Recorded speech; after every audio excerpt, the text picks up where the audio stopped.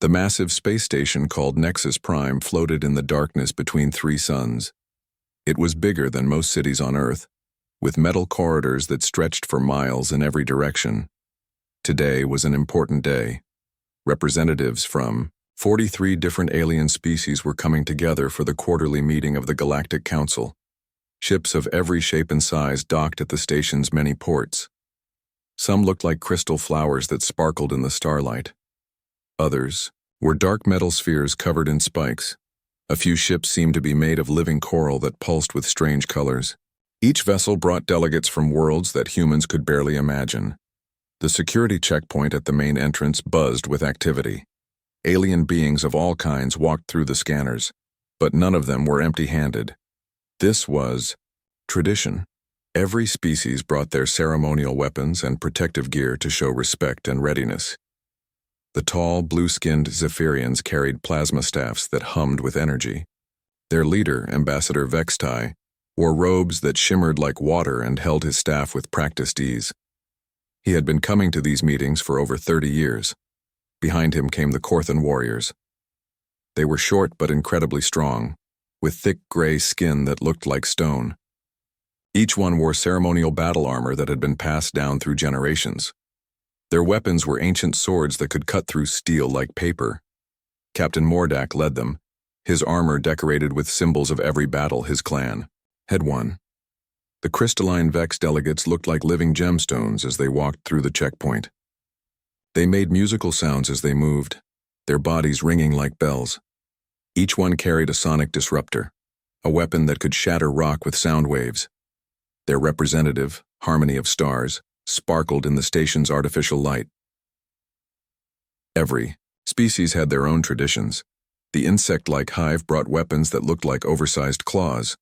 The gaseous nebula dwellers wore special suits and carried energy nets. Even the peaceful plant-based chlorophytes brought thorn shooters, as old as their oldest trees. Then something unusual happened. The security alarms that should have gone off stayed silent. 3 humans walked through the checkpoint and they carried nothing at all. Ambassador Lisa Martin led the way. She was a woman in her 40s with brown hair and kind eyes. She wore a simple blue diplomatic uniform with no armor, no weapons, and no protective devices. Her aide Jake Sullivan walked beside her, a young man with sandy hair who carried only a data pad. Behind them came Colonel Amy Brooks, a military advisor with short black hair. Even she, a soldier by training, had no weapons visible on her uniform. The other aliens stopped talking. Conversations in dozens of different languages fell silent as every eye in the security area turned to watch the humans pass. Some aliens made sounds of confusion. Others whispered to each other in their native tongues. This was not the first time the humans had done this. They had been members of the Galactic Council for 5 years now, and every single meeting was the same. The humans arrived completely defenseless while everyone else came armed and protected. The 3 humans seemed unaware of the attention they were getting. Lisa smiled politely at the security guards and thanked them in the universal translation language. Jake checked his datapad to make sure they were on time for the meeting. Amy walked with the straight posture of a soldier, but her hands were empty and relaxed at her sides. Inside the great council chamber, the delegates took their seats in a massive circular room. The ceiling was made of clear material that showed the stars outside. 43 different types of chairs accommodated the various body shapes and sizes of the member species.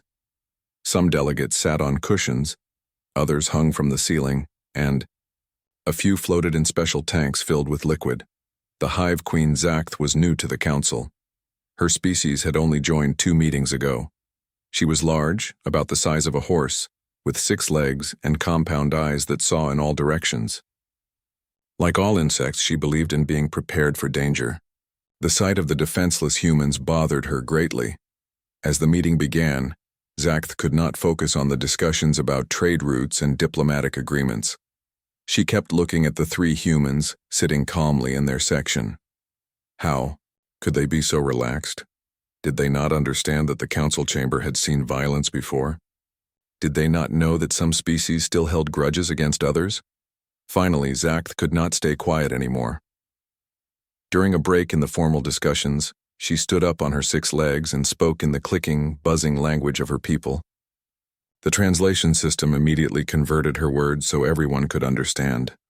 "I must ask a question that troubles my mind," she said, her voice carrying the authority of a queen. "Why do the humans come to our sacred council chamber without the proper ceremonial weapons? Do they not respect our ancient traditions? Do they think themselves above our customs?" The chamber became very quiet. Even the soft humming of the station's life support system seemed louder than usual. Some of the newer species nodded in agreement with the question. They had been wondering the same thing but had been too polite to ask. All eyes turned to the front of the chamber where the council elders sat. These were the oldest and wisest beings in the galaxy, representatives of the species that had founded the council thousands of years ago. At the center sat Elder Threxen, whose species was so ancient that no one remembered their original planet. Threxen was tall and thin, with silver skin that seemed to glow in the chamber's light. He had been alive for over 2,000 years and had seen the rise and fall of entire civilizations. His voice, when he spoke, was soft, but carried easily through the large room. "Young queen of the hive," he said, looking directly at Zacht, with eyes that had seen millennia pass. "You ask why humans are permitted to enter our chamber defenseless." He paused and seemed to consider his words carefully. Around the chamber, the older delegates shifted in their seats. Some looked uncomfortable, as if the elders' next words would remind them of things they preferred to forget. "The answer is simple," Threxen continued, his ancient voice carrying a weight that made even the bravest warriors pay attention. "Because they are the only species we trust to remain defenseless." The chamber remained silent, but now it was a different kind of silence. It was not the quiet of attention, but the heavy silence of a secret that few understood and fewer wanted to discuss. Zacht's compound eyes reflected the starlight from above, as she tried to understand what the elder meant. The cryptic answer only made her more confused, and she could see that many of the other newer delegates felt the same way. But the older delegates, those who had been coming to these meetings for decades, simply nodded slightly and looked down at their ceremonial weapons with what might have been shame. Elder Threxen saw the confusion in the young queen's compound eyes. He also noticed how the newer delegates whispered among themselves, trying to understand his words. The old ones sat quietly, remembering things they wished they could forget. "You want to know why?" Threxen said slowly. "Very well, but to understand the present, you must first learn about the past." The lights in the chamber dimmed, and holographic displays appeared in the air above the delegates. The images showed space, stars, and planets that most of them had never seen before. 15 years ago, Threxen began, humanity achieved faster-than-light travel for the first time. They were young, excited, and completely unprepared for what they would find among the stars. The hologram showed a small, primitive-looking ship with the name Aurora painted on its side. It was nothing like the sleek vessels that filled the galaxy now. The ship looked like it was built from spare parts and held together with hope. The first species they encountered were the Melody, Threxen continued, a peaceful trading civilization that had been exploring space for over 1,000 years. The display showed the Melody, tall, graceful beings with skin that changed colors, like a sunset. They had long, thin limbs and large eyes that seemed to hold ancient wisdom. Their ships were beautiful works of art that sang as they flew through space. Captain Ben Miller commanded that first human exploration vessel, Threxen said. He was a simple man from a small planet, chosen not for his fighting skills but for his curiosity and his ability to make friends with strangers. The hologram showed a man with brown hair and a kind face. He wore a blue uniform that looked plain, compared to the elaborate outfits worn by other species, but his eyes were bright with excitement as he looked out at the stars. The meeting between humans and Melody should have been a simple first contact, Threxen explained. The Melody were traders and explorers. They were used to meeting new species. They had protocols, rules, and safe ways to make contact. The display showed the two ships meeting in space. The Aurora looked tiny next to the elegant Melody vessel. Signals were exchanged, and both ships prepared for the historic first meeting between humans and aliens. But the galaxy had other plans, Threxen said, his voice becoming darker. Pirates attacked the Melody convoy while Captain Miller was aboard their ship. The hologram suddenly filled with violence. Dark, twisted ships appeared from nowhere, firing weapons that tore through the peaceful Melody vessels. The pirates were Vorthak, a species known throughout the galaxy for their cruelty and greed. The Vorthak had been hunting this particular Melody convoy for weeks. Threxon continued. They were after a cargo of rare crystals that could power entire cities. The Melody were defenseless. Their ships were built for trade, not war. The display showed Melody ships being torn apart by the pirate attack. The beautiful vessels that sang as they flew were now screaming as they died. Melody were being killed, their colorful skin fading to gray as life left their bodies. Captain Miller faced a choice, Threxon said. He could flee to safety. His ship was small and fast. The pirates might ignore him if he ran. Or he could stay and fight against impossible odds. Everyone in the chamber knew what happened next, but they watched anyway. The small human ship turned toward the battle instead of away from it. The Aurora was not built for fighting, but Captain Miller and his crew charged into the battle anyway. The human ship had only basic weapons, Threxon explained. They were outnumbered 20-1. Their ship was smaller, weaker, and slower than the pirate vessels. Any logical species would have fled, but the humans did not flee. The Aurora dove into the fight, its small weapons firing at the massive pirate ships. The human crew worked together with a coordination that surprised everyone watching. They moved like they had trained together for years, even though most of them had never seen combat before. Captain Miller's ship took terrible damage, Threxon continued. Half his crew was injured, his engines were failing, his weapons were almost out of power, but he did not retreat. The hologram showed the Aurora, smoking and damaged, still fighting to protect the Melody ships. Human crew members were pulling wounded Melody aboard their vessel, giving them medical care even as the battle raged around them. The fight ended when other ships arrived to help. The pirates fled, but the damage was done. Many Melody had died, and the Aurora was barely holding together, but Captain Miller's actions had saved hundreds of lives. This could have been dismissed as a single act of bravery, Threxon said, but it was not. The same pattern repeated itself over and over again. The hologram changed to show dozens of different scenes, human ships arriving at battles and immediately moving to help strangers, human doctors treating wounded aliens they had never seen before, human engineers fixing alien ships while under attack. Dr. Kate Adams was humanity's first xenobiologist, Threxon continued. She was studying the Korthan when their world was attacked by plague. The Korthan are proud warriors who trust no outsiders, but Dr. Adams risked her life to develop a cure. The display showed a woman with red hair working in a laboratory while explosions shook the building around her. She was trying to save the lives of aliens who had initially tried to kill her just for being different. A Korthan warrior named Groktar was dying from the plague, Threxon explained. He had attacked Dr. Adams when she first arrived, believing humans were enemies. But when he lay dying, she worked for 3 days without sleep to save his life. The hologram showed the massive Korthan warrior, his stone-like skin covered in the marks of disease. Dr. Adams was injecting him with a cure she had developed, even though he had tried to kill her just days before. When Groktar recovered, he asked Dr. Adams why she had saved him, Threxon said. Her answer became famous throughout the galaxy. She said, "Because you needed help, and I could help you. That is enough." The chamber was completely silent now. Even the veteran delegates who had heard this story before were moved by the reminder of humanity's strange nature. Time after time, humans made the same choice, Threxon continued. They chose to help others even when it cost them greatly. They protected strangers who could not protect themselves. They gave their lives for people they had just met. The holographic displays faded, leaving the chamber in its normal lighting. But the impact of the story remained. The newer delegates looked at the 3 humans sitting quietly in their section with new understanding. This is why we began to watch humanity very carefully, Threxon said. Not because they were dangerous, but because they were unique.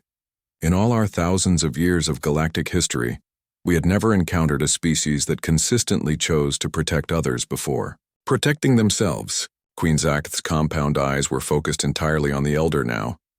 She was beginning to understand that there was much more to this story than she had realized. But watching was not enough, Threxon said, his ancient voice carrying a note of something that might have been regret. We needed to be sure, so we devised a test. Elder Threxon's words hung in the air like a dark cloud. The three humans in the chamber sat very still, as if they knew what was coming next. Ambassador Lisa Martin kept her face calm, but her hands were folded tightly in her lap. Jake Sullivan had stopped looking at his datapad and was staring at the elder. Colonel Amy Brooks sat with the straight posture of a soldier, but her jaw was tight. The test, Threxon continued, was designed during humanity's application to join the Galactic Council. We needed to know if their helpful nature was real or just an act to gain our trust.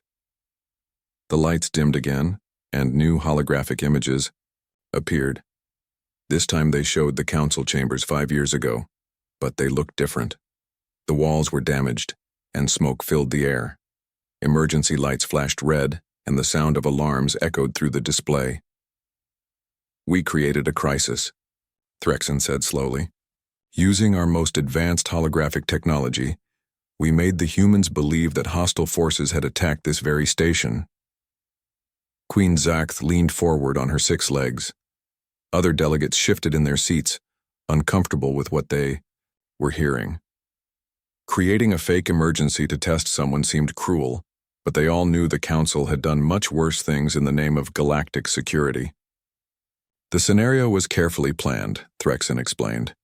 We told the humans that terrorists had infiltrated Nexus Prime during their application hearing. The holograms were perfect, indistinguishable from reality. To the humans, the danger was completely real. The holographic display showed the council chamber 5 years ago. Ambassador Lisa Martin looked younger then, but she wore the same kind of simple blue uniform. Jake Sullivan was not with her yet. He had been assigned as her aide only 3 years ago. Instead, she was accompanied by different humans. Dr. Elena Vasquez, a medical officer with kind eyes and gentle hands, and Security Chief Ryan Torres, a big man with dark skin and careful eyes. We gave them a choice, Threxon said. They could evacuate to safety through a secured route that we had prepared, or they could stay and help defend the council chambers against the attackers. The display showed armed figures in black armor moving through the station's corridors. The holograms were so real that even watching them now, some delegates felt afraid. Laser fire lit up the hallways, and the sound of explosions shook the walls. The test was designed to reveal their true nature under extreme pressure, Threxon continued. Most species, when faced with mortal danger, think first of their own survival. This is natural and expected. We wanted to see if humans were the same. The holographic scene showed the moment when the humans were told about the attack. A security officer ran into the chamber where the humans waited, shouting that hostile forces were moving toward their location. The officer pointed toward an escape route and urged them to flee immediately. But the humans did not run toward safety. Instead, they ran toward the danger. Security Chief Torres immediately began organizing evacuation routes, Threxon said, but not for himself, for the alien delegates.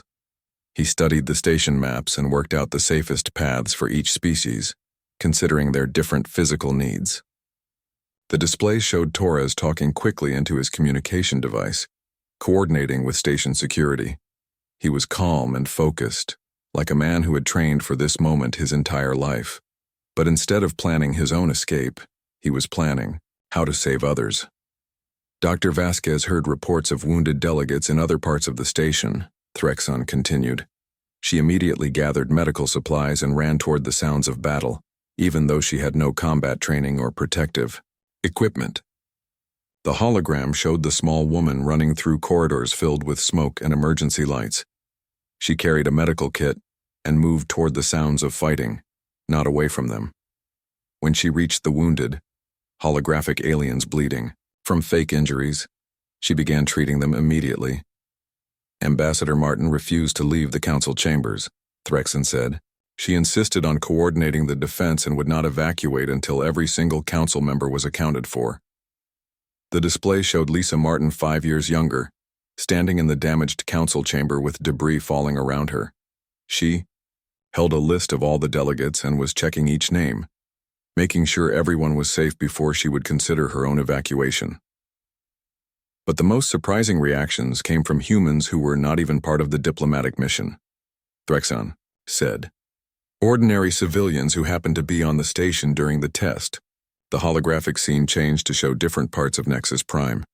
In the shopping district, human tourists were helping alien families find shelter. In the restaurant section, human workers were protecting alien customers.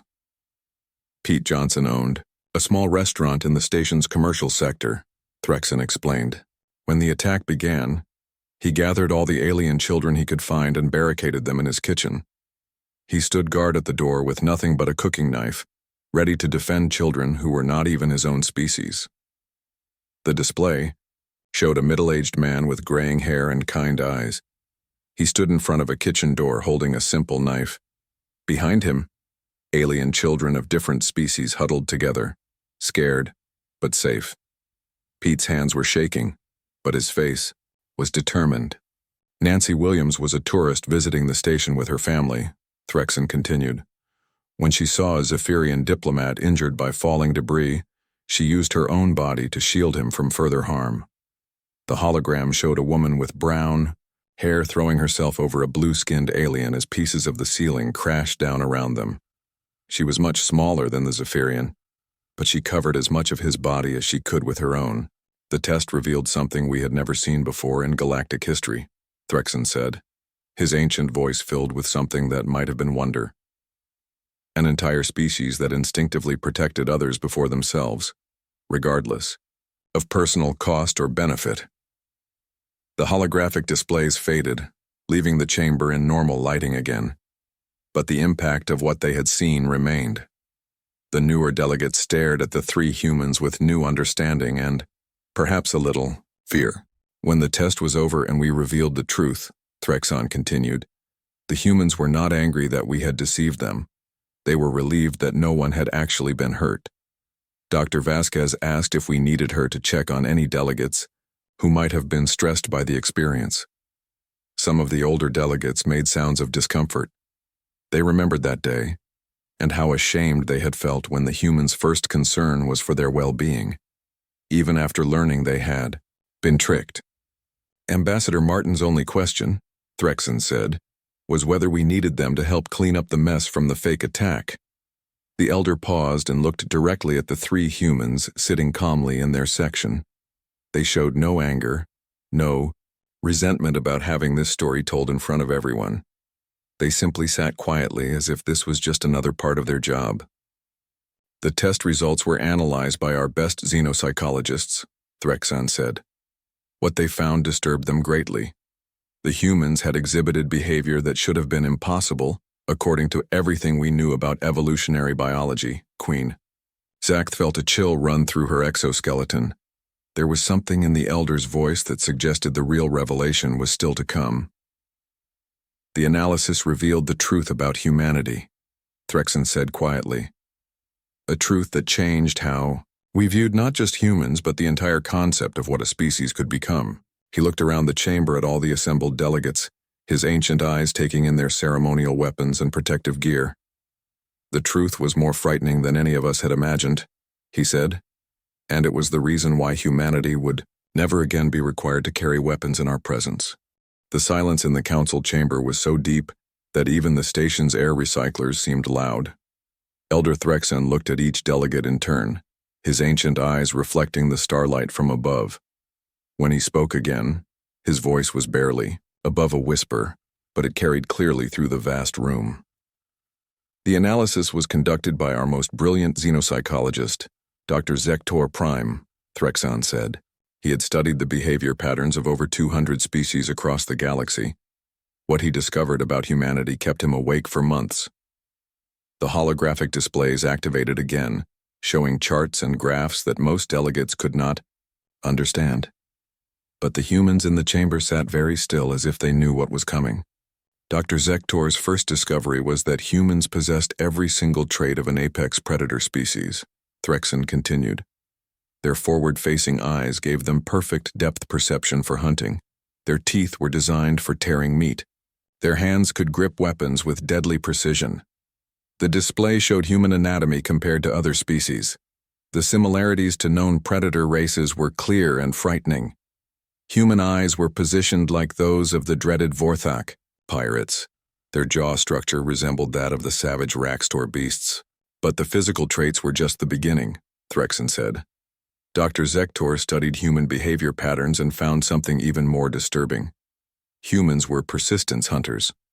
Queen Zakth did not understand the term, but some of the older delegates made sounds of fear. The Korthan warriors, who prided themselves on their fighting abilities, shifted uncomfortably in their ceremonial armor. Persistence hunting is one of the most terrifying hunting methods in the galaxy, Threxen explained. Most predators kill their prey quickly with strength or speed, but persistence hunters are different. They chase their prey slowly, over great distances, never stopping, never giving up, until the prey dies from exhaustion. The holographic display showed human ancestors on their home planet, chasing large animals across vast plains. The humans were not faster than their prey, but they never stopped running. They tracked wounded animals for days, following them until the creatures collapsed from exhaustion and could run no more. On their homeworld, humans could run down animals much larger and stronger than themselves. Threxen continued.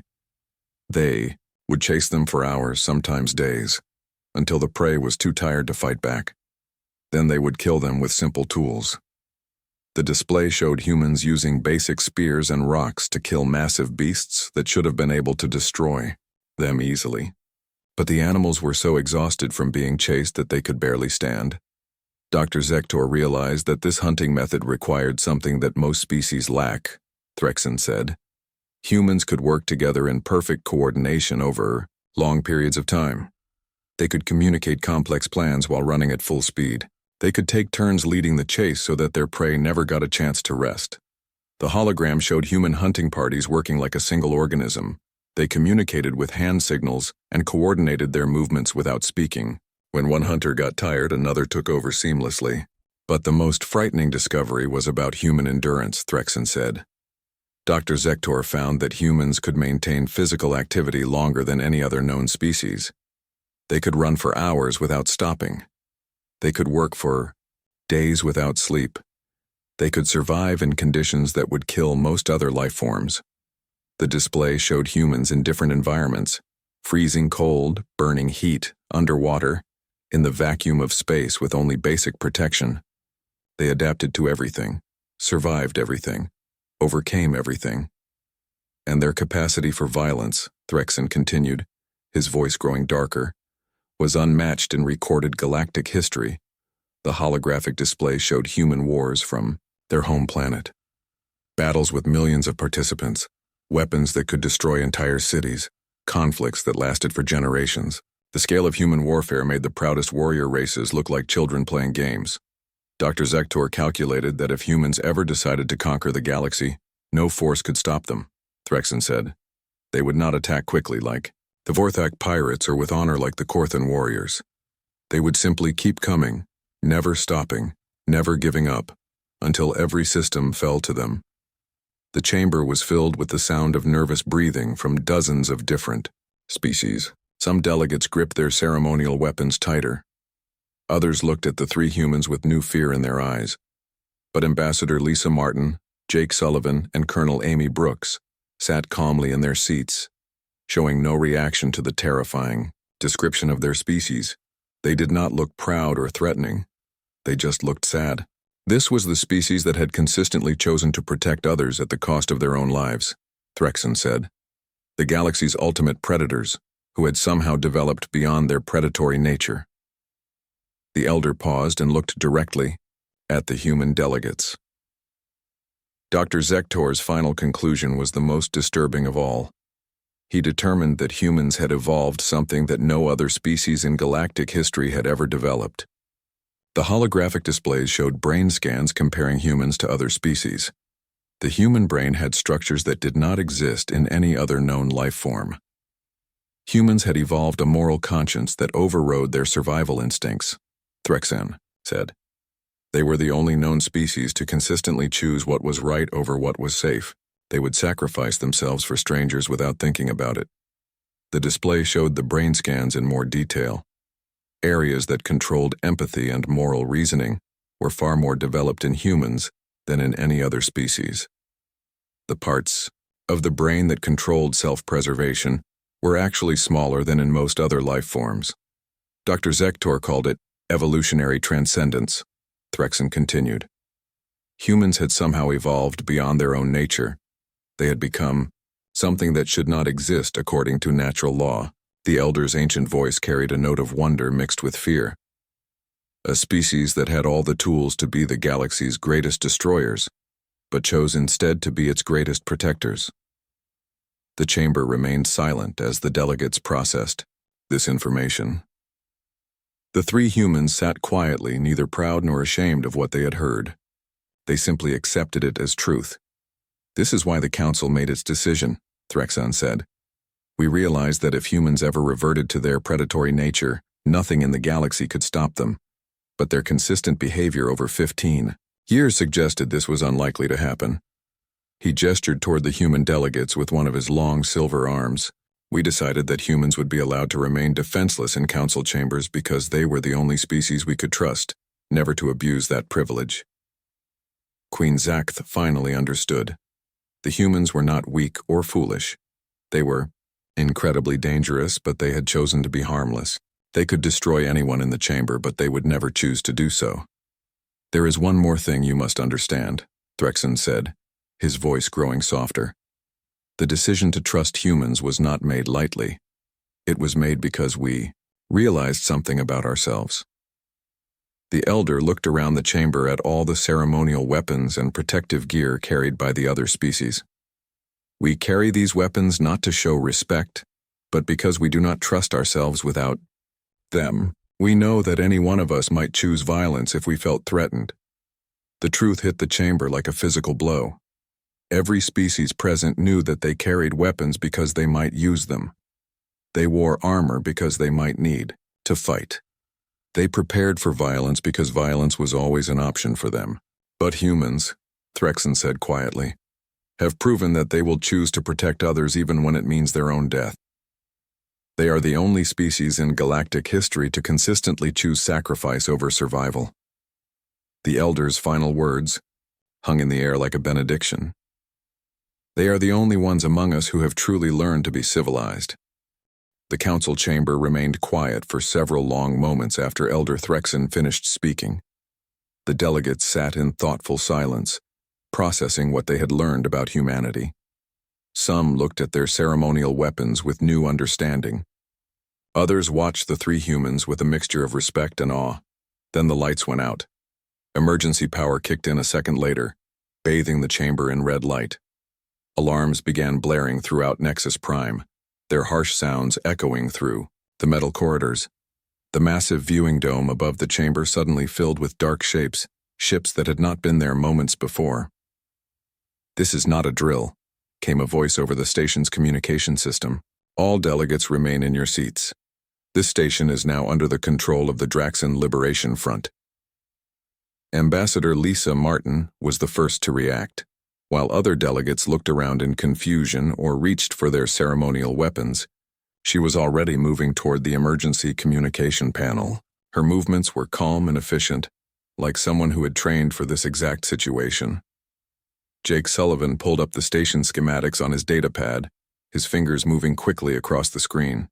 He was mapping evacuation routes and checking the locations of all the delegates.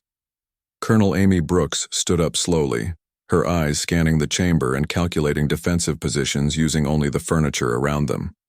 The Draxan were a militaristic species from the outer rim of the galaxy.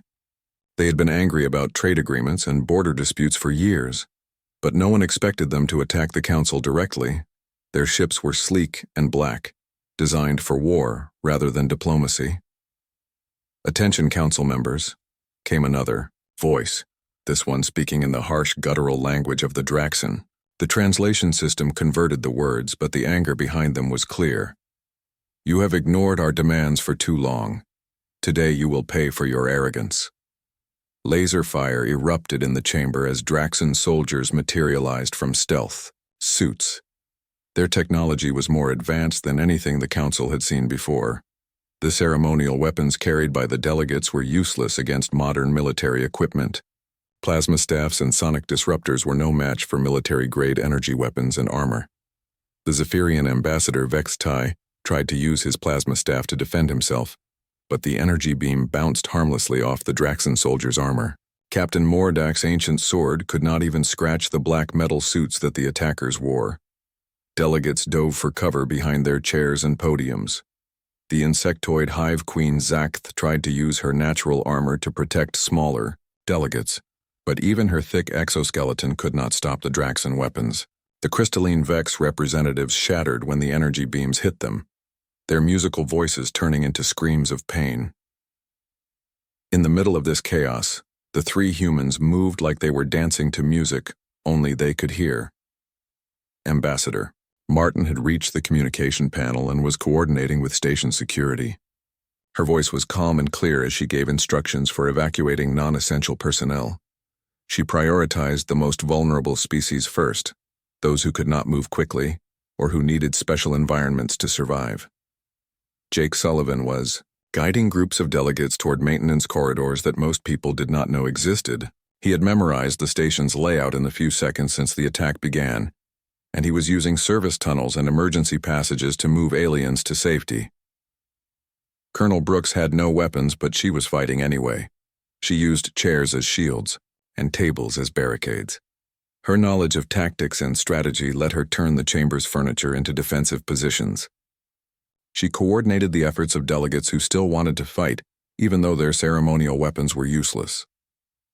The Draxan commander, a tall figure in black armor decorated with the scars of many battles, watched the humans with interest. He had studied their psychology before planning this attack. He knew about their protective instincts and planned to use those instincts against them. "Humans of Earth," the commander announced, his voice echoing through the chamber. "You will surrender immediately, or we will execute one alien delegate every minute until you comply." The fighting stopped. Everyone in the chamber turned to look at the three humans. The Draxan had done their research well. They knew that humans could not watch innocent people die if they had the power to stop it. Ambassador Martin looked at Jake and Colonel Brooks. They had a conversation without words, the kind of silent communication that came from working together for years. They all nodded slightly. "We surrender," Lisa Martin said clearly. The Draxan soldiers moved quickly to capture the three humans. They bound their hands and forced them to kneel in the center of the chamber where everyone could see them. The commander walked over to stand behind them, his weapon pointed at the back of Lisa's head. "Let this be a lesson to the Council," the commander announced. "Humans are not as special as you think they are. They are weak and predictable. Their so-called nobility makes them easy to manipulate." But something was wrong. The commander had expected fear, panic, and chaos. Instead, the alien delegates were moving. They were standing up from their hiding places and walking toward the center of the chamber. Elder Threxan was the first to reach the humans. The ancient being moved faster than anyone had seen him move in centuries. He positioned himself between the Draxan commander and Ambassador Martin, his silver skin glowing brighter than usual. "If you wish to harm the humans," Threxan said quietly, "you will have to go through me first." Captain Mordak was next. The Korthan warrior threw down his useless ceremonial sword and stood beside Threxan. "The humans saved my people from plague," he growled. "I will not let them die while I live." Ambassador Vextai joined them, his blue skin shimmering with determination. "They protected our trade convoys when we could not protect ourselves," he said. "Honor demands that we return the favor." One by one, every single delegate in the chamber moved to surround the three kneeling humans. The Hive Queen Zaxth used her 6 legs to position herself as a living shield. The gaseous nebula dwellers formed a protective cloud around the group. Even the plant-based chlorophytes moved their slow, ancient bodies to stand with the humans. The Draxan commander found himself facing not 3 defenseless humans, but 43 different species working together, with a unity that had never been seen before in galactic history. "You cannot defeat them all," Colonel Brooks said quietly from her kneeling position. That is why your attack was doomed from the start. The commander realized his mistake too late. He had studied human psychology, but he had not studied the psychology of the species that humans had saved, helped, and protected over the years. He had not understood that the humans had turned the galaxy's greatest predators into its greatest protectors, not through force, but through example. The battle that followed was brief. 43 species fighting together with ceremonial weapons, somehow defeated soldiers with modern military equipment. Not because their weapons were better, but because they were willing to sacrifice everything to protect the 3 humans who had consistently sacrificed everything to protect them. When it was over and the Draxan soldiers were captured, Elder Threxan helped Ambassador Martin to her feet. She was unharmed but tired. Jake Sullivan was checking on wounded delegates, making sure everyone received medical attention. Colonel Brooks was organizing the cleanup effort. "Thank you," Lisa Martin said simply. Elder Threxan smiled, an expression that few had ever seen on his ancient face. "No, Ambassador, thank you. You have taught us something that we thought was impossible to learn." "What is that?" she asked. "That strength is not about what you can destroy," the elder replied. "It is about what you choose to protect." The 3 humans returned to their seats as if nothing had happened. They sat quietly, unarmed and defenseless, in a chamber full of beings who would now die before allowing them to come to harm. And for the first time in galactic history, every single delegate understood why humans were the only species allowed to be defenseless in the council chambers. It was not because they were weak. It was because they had made everyone else strong.